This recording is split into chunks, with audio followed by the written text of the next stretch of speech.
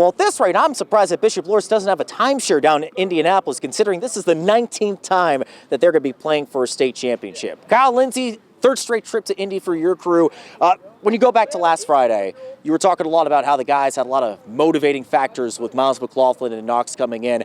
How did these guys come in, have some of their best practices all season, and execute them what was probably their best game all season?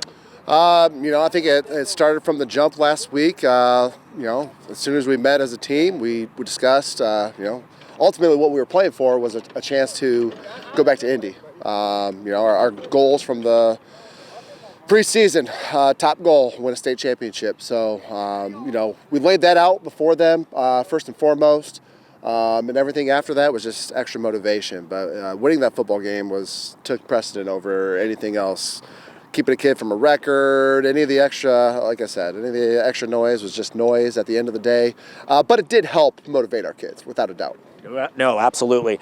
You take a look at this regular season, start off 0-3, finish 4-5. But how did this team stay together, get better week after week, and find a way to play their best football at the most important time of the season? A lot of strong leadership from our senior class, our captains. There's a reason why the kids selected 7 of them.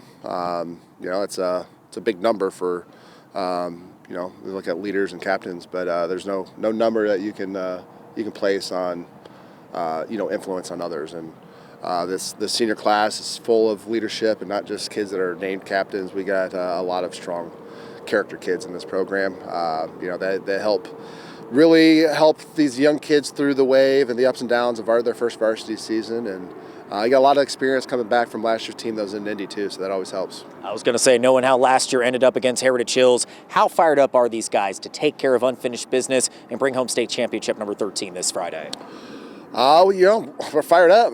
You don't come this way to just have fun and write out a week of fun and lose at the end of the week. That's not a good feeling. I've been there as a player, I've been there as a coach. Now we've got several kids on this roster that have been there on both ends. In 2023, a lot of these seniors were on the field as sophomores that won our last state title, and then like I said, we got a lot of experience come back from last year with a bitter taste in our mouth about how the last season ended. So that should be enough to motivate a team.